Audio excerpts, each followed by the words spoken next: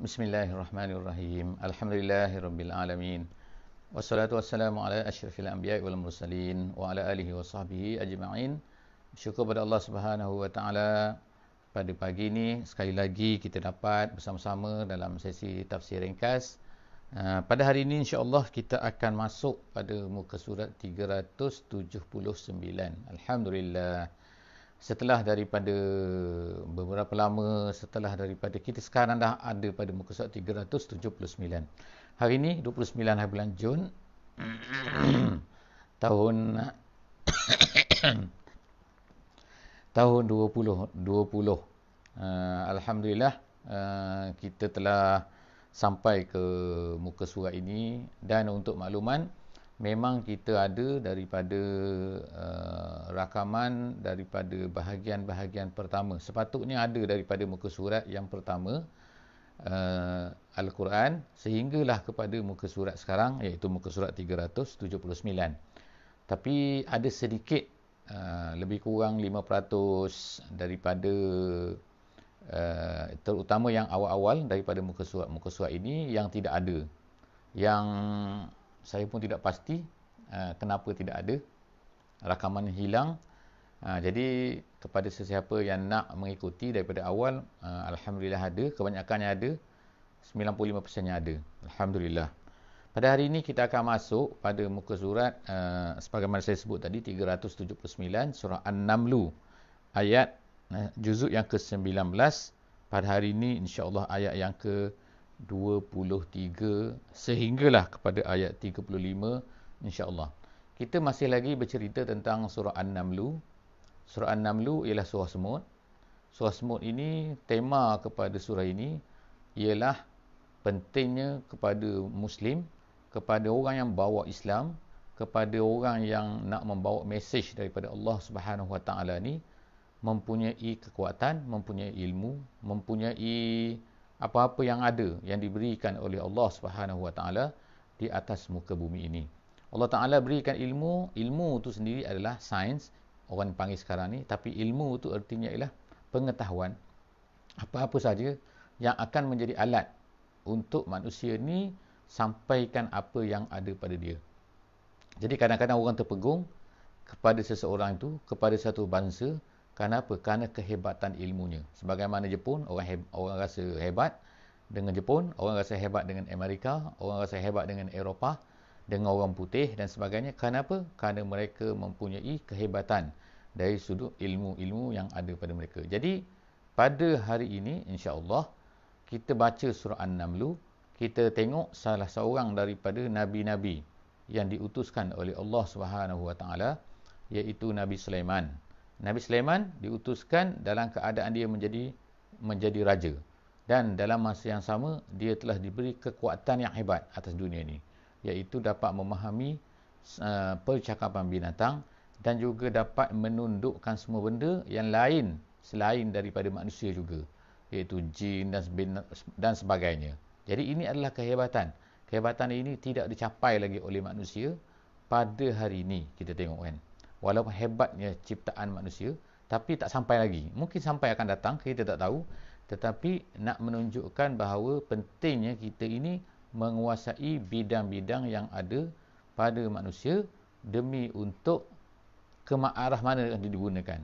Jadi kita akan baca pada hari ini surah An-Naml ni. Nabi Sulaiman telah menggunakan kehebatan dia, kehebatan ilmu dia dengan menyampaikan Islam kepada Ratu Balqis yang berada jauh daripada tempat Nabi Sulaiman tu, iaitu daripada Palestin.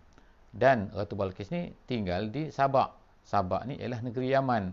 Negeri Yaman dan juga negeri Palestin ini ialah satu tempat yang sangat jauh. Kita boleh katakan sekarang ni kalau naik kapal terbang saja ambil masa 3 jam. Jadi maknanya 3 jam perjalanan dengan kapal terbang. Bayangkan kalau perjalanan dengan unta, perjalanan dengan kereta, perjalanan dengan burung yang terbang tu kan, burung hud-hud, berapa lama dia akan ambil masa. Jadi insya-Allah hari ini kita sambung cerita bagaimana bila Nabi Sulaiman ini dia cek, dia tengok ada burung tak ada, iaitu burung hud-hud. Kemudian Nabi Sulaiman bertanya, di mana burung hud-hud? Aku akan cari dia, aku mesti dapati dia, dan aku akan hukum dia Kalau dia ni tak datang, adalah sebab-sebab dia kenapa dia tak datang tu, kenapa dia sepatutnya datang, tiba-tiba dia tak ada. Tiba-tiba tak lama selepas daripada tu, datanglah burung hut-hut tu dan berkata bahawa dia ada sebab kenapa dia tak datang, iaitu dia ada satu benda yang mana Nabi Sulaiman pun dia kata tak tahu benda ni. Jadi, sebagaimana kita sebut semalam, bahawa Nabi Sulaiman ni kehebatan ilmu dia. Tetapi Allah Subhanahu Wa Taala nak tunjukkan juga bahawa sebenarnya walaupun hebat bagaimanapun ilmu tu manusia, maka akan adalah benda-benda yang dia tidak ketahui. Jadi burung hut-hut kata, aku ada satu benda yang aku tahu yang mana aku rasa kau tak tahu. Jadi dia pun akan ceritalah apakah dia. Jadi Nabi Sulaiman pun bertanyalah kepada dia.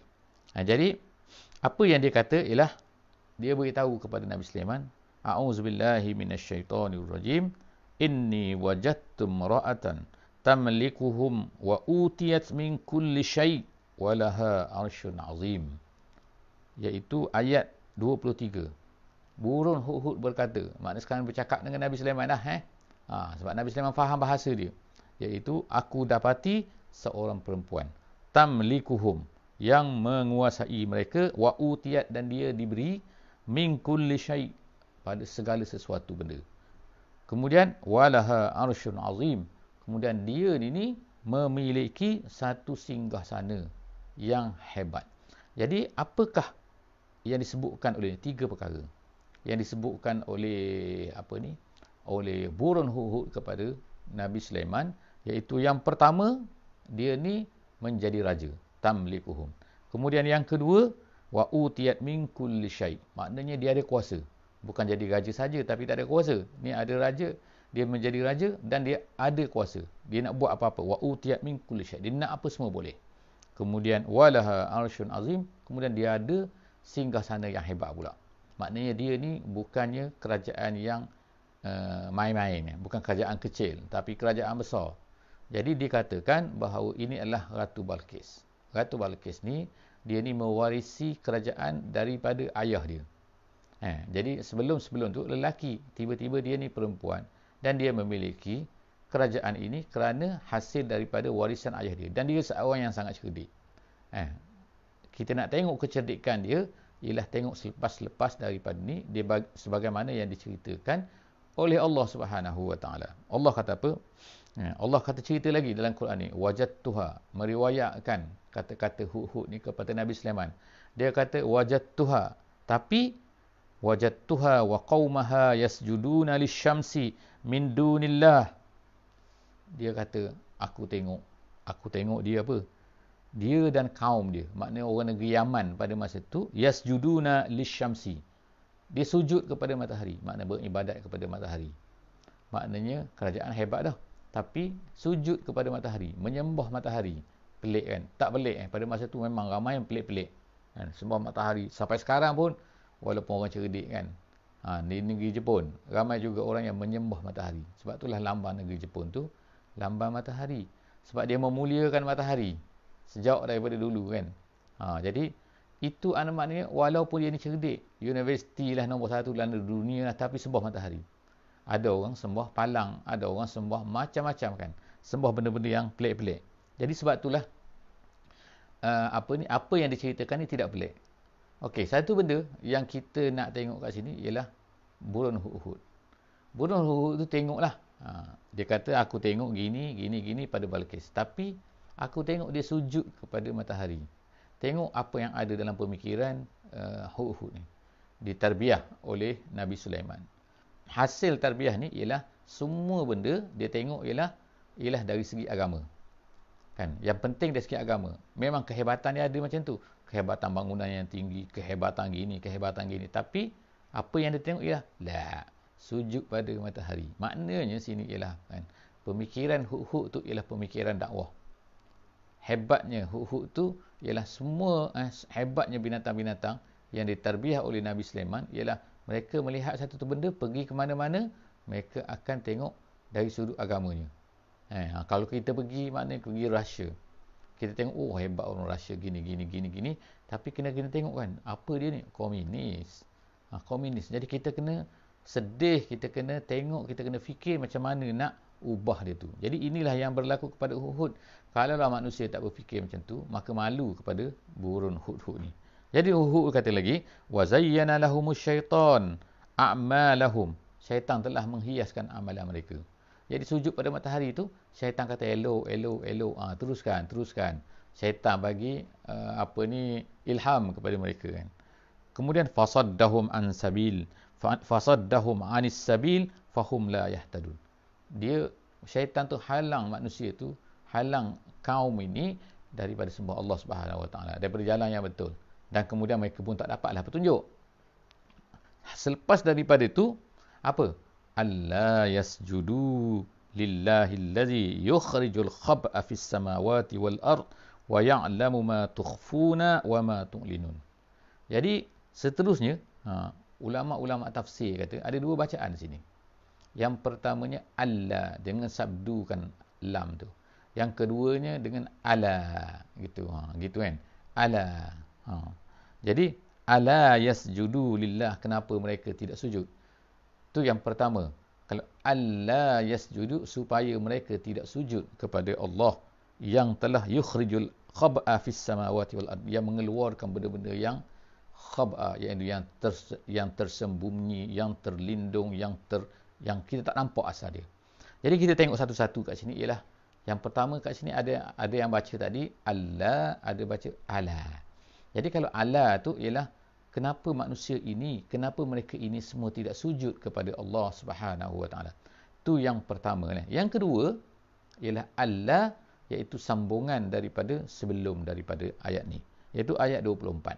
Ayat 25 Allah, iaitu itu adalah termasuk daripada perhiasan syaitan kepada kaum Sabak. Iaitu mereka rasa bahawa apa? Mereka ni, dan syaitan suruh mereka jangan sujud kamu kepada Allah Subhanahu Wa Taala. Okey, habis kat situ kan. Jadi apa-apa pun bacaan itu memberi makna bahawa apa kan, iaitu sama ada Allah Subhanahu Wa Taala menyuruh kita sepatutnya sujud kepada Allah Subhanahu Wa Taala saja, ataupun menceritakan tentang bagaimana syaitan telah menyesatkan orang-orang dari kalangan daripada kaum Sabak. Jadi seterusnya itu apa? Allah Subhanahu Wa Taala, sedangkan sepatutnya kita sujud pada Allah. Kenapa? Kerana Allah lah yang mengeluarkan al-khab'a fis samawati wal ardi. Nampak tak? Khab'a tu ialah benda terlindung. Kita tak nampak. Dulu sebagai contohnya emas. Ada di mana emas ni? Ada di mana minyak? Dulu di negeri Arab tak tahu. Orang di padang pasir. Kan? Di negeri-negeri Teluk. Di negeri Brunei. Di mana-mana kan minyak dari negeri Terengganu.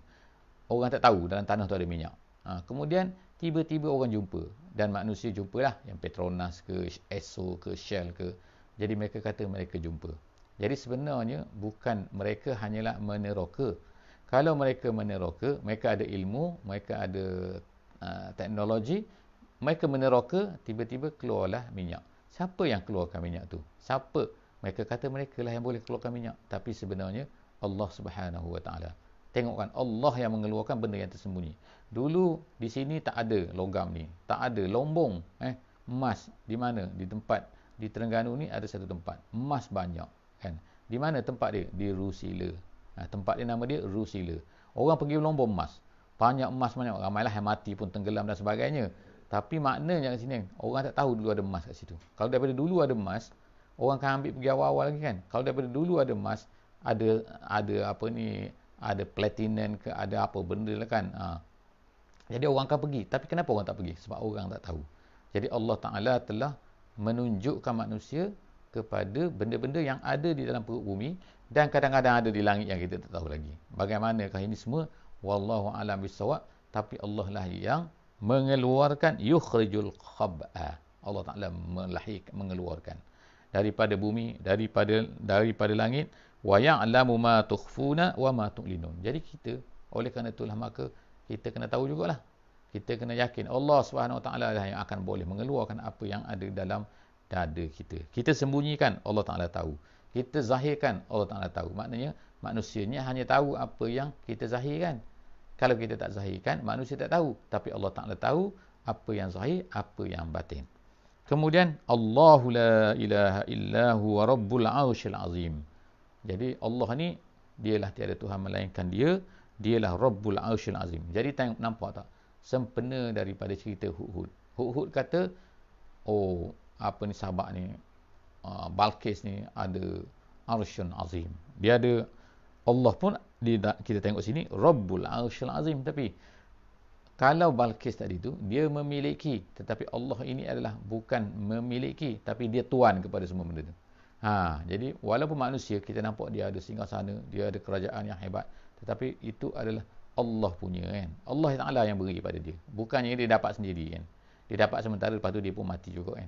Tapi singgasana tak mati. Singgasana ada kat situ. Kadang-kadang singgasana runtuh, gempa bumi, dia tak mati. Kadang-kadang dia mati, singgasana hancur. Sebagaimana yang berlaku kepada raja-raja dan kerajaan dulu. Kerajaan Rom ke, Babylon ke, Athens ke, dan macam-macam lagi. Sekarang dah banyak tak ada. Jadi begitulah yang akan berlaku. Tapi kenapa mereka ni memiliki benda tu? Allah Ta'ala beri. Sebab apa? Sebab Allah Ta'ala yang memiliki benda tu semua. Rabbul Arsyil Azim. Kemudian kita balik. Allah Ta'ala bawa balik. Selepas daripada ulasan-ulasan ni, nak cerita sepatutnya gini. Setelah daripada cerita Hud-Hud tadi, balik semula kepada cerita Hud-Hud. Cerita Hud-Hud lagi, apa kata? Iaitu dialog dengan Nabi Sulaiman. Nabi Sulaiman berkata, Qala sananzuru asadaqta am kunta minal kazibin. Nabi Sulaiman berkata, tak apa, kita tengok kamu ni betul ataupun kamu ni penipu. Dia kata. Jadi inilah sifat seorang pemerintah, sifat seorang raja, sifat seorang yang berkuasa. Iaitu mereka ni tak ambil keputusan tu. Kau ni bohong lah, kau ni betul lah. Maknanya betul ke tak betul ke, kita tengok. Dia check dulu mana. Itu namanya double check. Itu maknanya dalam Islam dia kata tabayyun. Jadi nak tengok tabayyun dulu. Betul ke tak betul yang kau cakap ni. Sebab apa? Mungkin kau ni bunuh Hud saja je kan.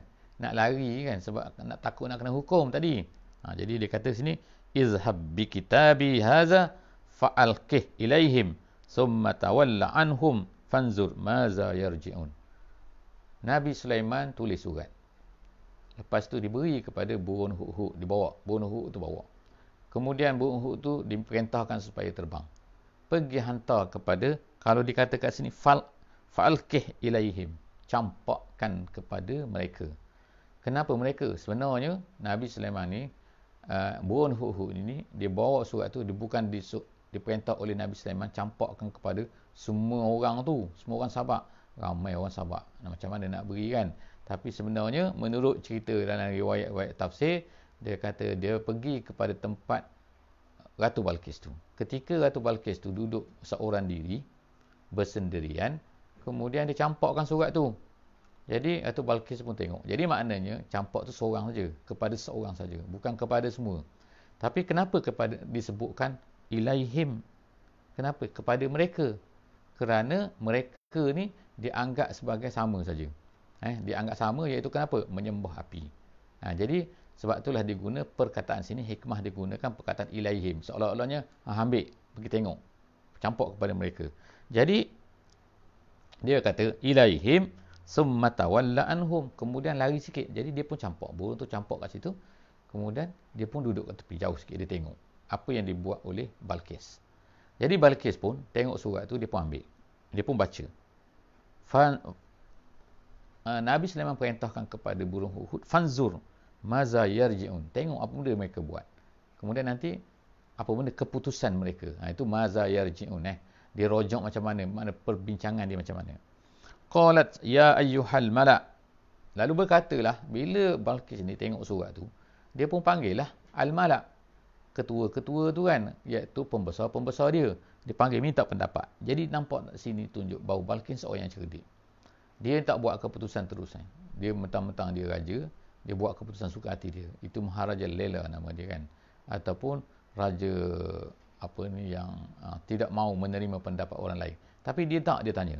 Jadi dia tanya, dia kata, ya ayyuhal mala', wahai pembesar-pembesar, inni ulqiya ilayya kitabun karim, aku dicampakkan kepada aku ni satu kitab. Nanti dia sebut kat sini kitab tu adalah kitab yang karim, kitab yang mulia. Maknanya kat sini dia dah rasa benda yang dalam surat tu, benda besar ni. Ni bukan biasa-biasa. Ni bukan biasa-biasa. Innahu min Sulaiman, dia kata. Dia ni surat ni daripada Sulaiman. Nanti jangan tanya pula surat tu bahasa apa. Itu perbincangan-perbincangan yang tidak disebutkan oleh Allah Subhanahu Wa Taala. Bila Allah Taala tak sebut, maka kita fahamlah bahawa benda itu tidak penting. Dia pakai penterjemah ke benda. Jangan fikir benda tu sangat Kita fikir sekarang ni ialah surat tu sampai kepada Balqis. Jadi Balqis pun panggil.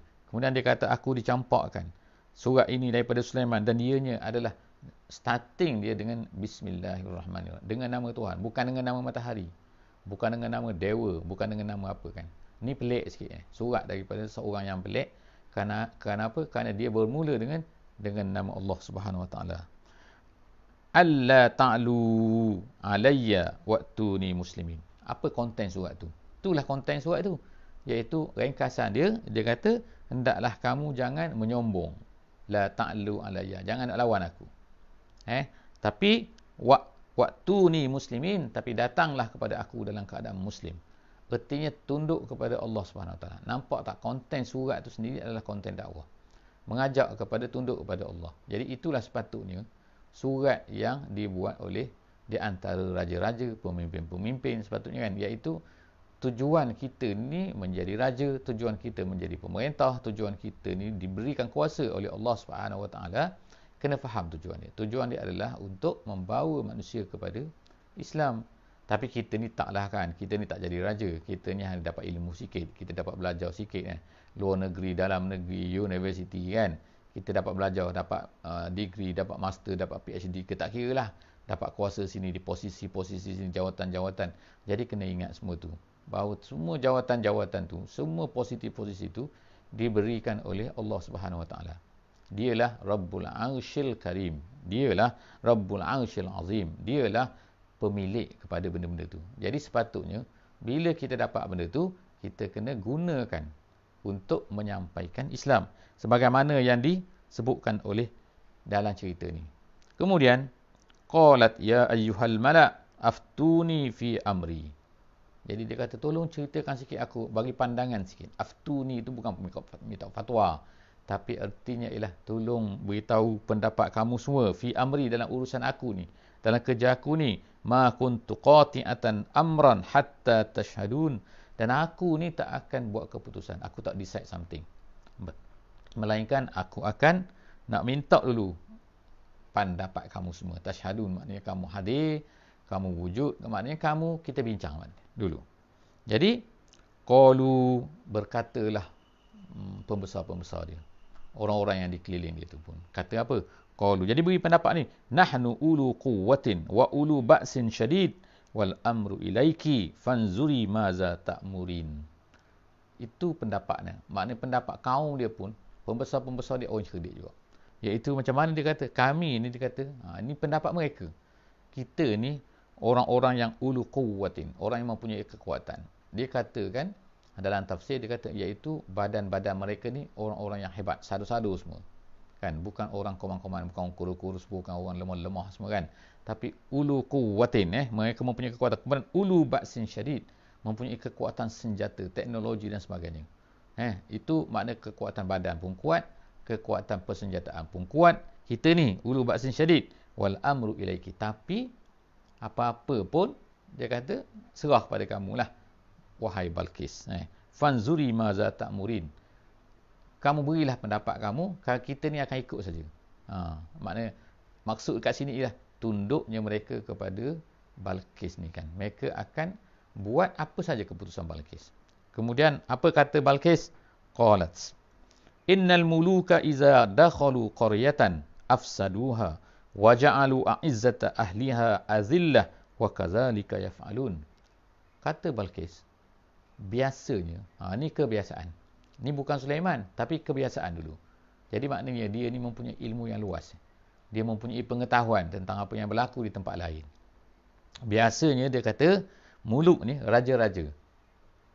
Apa yang disebutkan oleh Balqis ni sebenarnya adalah riwayat oleh Allah Subhanahu Wa Taala kepada kita, nak menunjukkan apa? Sebenarnya inilah konsep ataupun perkara yang dilakukan oleh raja-raja dahulu. Dahulu, sekarang pun sama jugalah. Iaitu apa dia? Innal muluka, raja-raja ini iza dakhalu qaryatan, apabila mereka masuk kepada sesuatu negeri, afsaduha, mereka akan rosakkan.